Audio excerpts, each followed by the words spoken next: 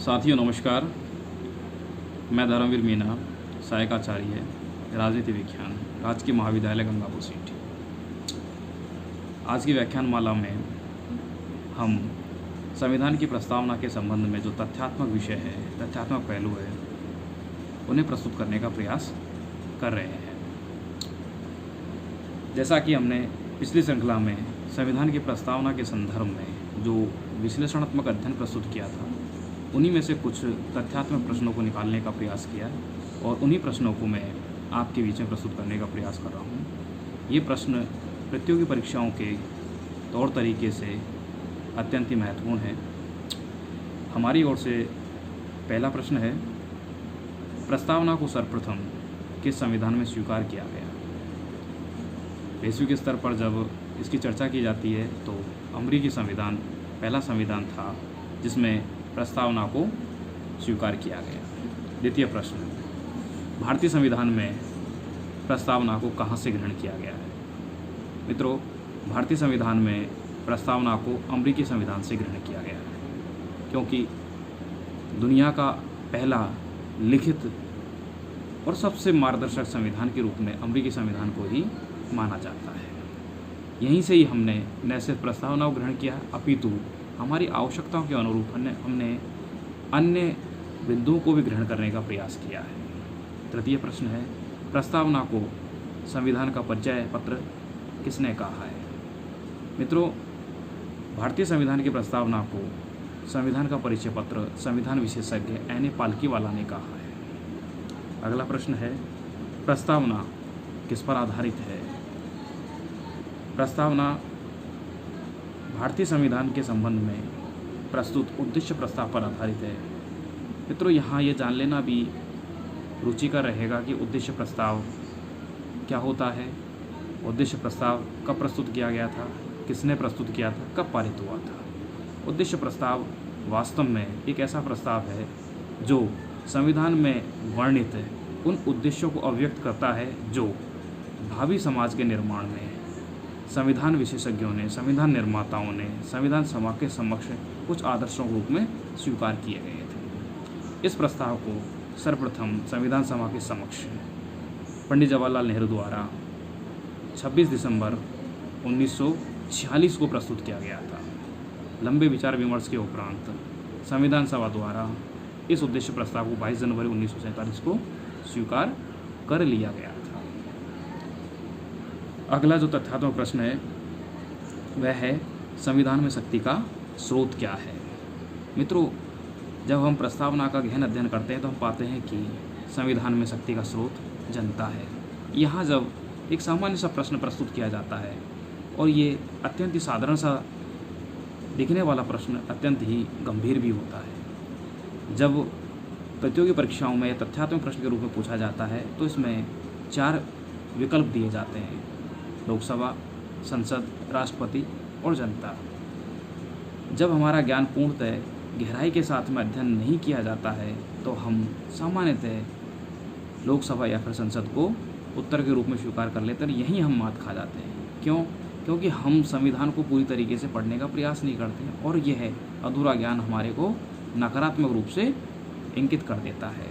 जब हम इस प्रश्न के जवाब देते हैं तो हमें प्रस्तावना को गहराई से पढ़ने की आवश्यकता होती है। क्यों?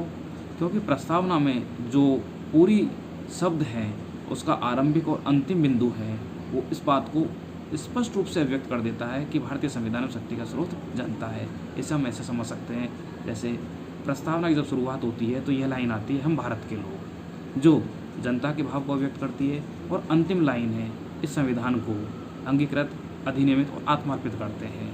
ये जो दोनों भाव हैं, जब इनको मिलाकर देखा जाता है तो ये स्पष्ट रूप से वर्णित हो जाता है कि संविधान में शक्ति का स्रोत न संसद है, न लोकसभा है, न राष्ट्रपति, अपितु कौन है? जनता है। भारत की संविधान में जो प्रकृति की बात की जाती है तो इस संदर्भ में भी ये पूछा जाता है कि भारतीय संविधान की प्रकृति क्या है। इस संदर्भ में जब हम प्रस्तावना का गहन अध्ययन करते हैं तो हम पाते हैं कि भारतीय संविधान की प्रकृति एक संप्रभु संपन्न राज्य है जो समाजवादी, पंथनिरपेक्ष, लोकतंत्रात्मक गणराज्य है। ये भारतीय संविधान में भारतीय राज्य की प्रकृति को व्यक्त करता है। इसी प्रकार से अगला प्रश्न है कि संविधान का उद्देश्य क्या है। उद्देश्य को भी हम प्रस्तावना के माध्यम से आसानी से समझ सकते हैं। प्रस्तावना में स्वतंत्रता, समानता, बंधुत्व और न्याय को उद्देश्य के रूप में प्रकट किया गया है। जब हम इनके क्रमानुसार महत्व को समझने का प्रयास करते हैं तो यह भी समाज में किसको प्रथम रूप से स्वीकार किया जाए, प्राथमिकता दी जाए, इस संदर्भ में प्रस्तावना राह खोलती है। तो यहाँ सर्वप्रथम न्याय की बात की है, न्याय के उपरांत स्वतंत्रता का महत्व स्वीकार किया है, फिर समानता और बंधुत्व की बात की है। इस प्रकार से अगर कहीं स्वतंत्रता, समानता, न्याय और बंधुत्व के मध्य कोई संघर्ष की स्थिति उत्पन्न होती है तो प्रस्तावना के माध्यम से इस संघर्ष का निपटारा आसानी से संभव है।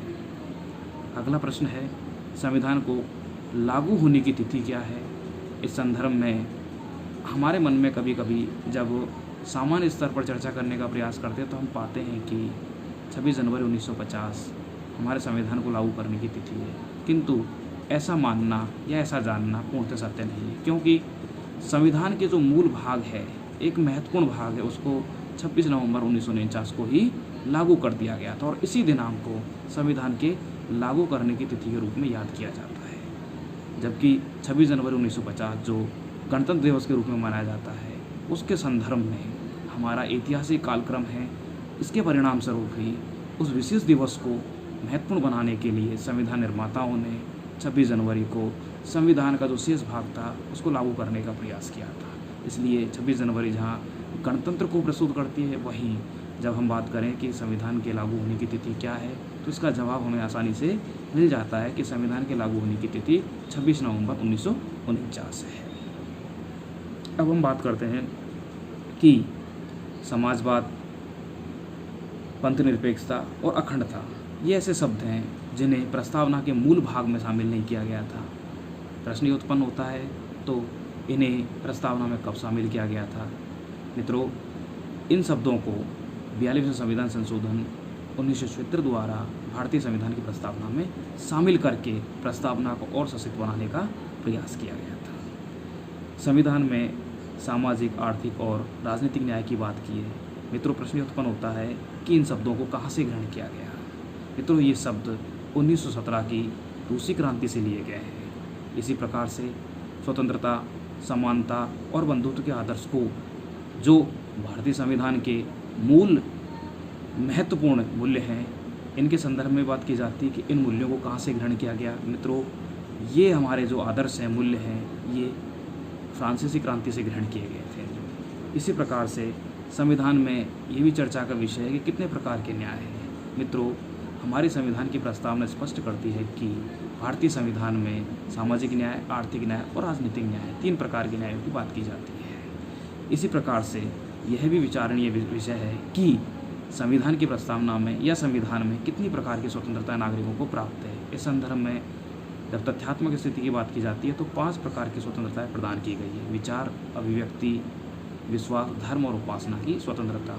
इस प्रकार से 5 स्वतंत्रताओं के साथ में न्याय की बात की है। जब हम समानता की बात करते हैं कि समानता कितने प्रकार की है, तो इस विषय में भी हमारे संविधान की प्रस्तावना से कई तथ्यात्मक विषय हमारे समक्ष आते हैं। और मित्रों, ये ऐसे तथ्यात्मक प्रश्न हैं जो हमें प्रतियोगी परीक्षाओं में अत्यंत ही मार्गदर्शक रहेंगे, अत्यंत ही महत्वपूर्ण रहेंगे, अत्यंत ही खोजनीय रहेंगे, जिनके बारे में हमें जानना चाहिए, पहचानना चाहिए, क्योंकि ये प्रश्न प्रतियोगी परीक्षाओं में बार बार क्यों पूछे जाते रहे हैं। जय हिंद, जय भारत।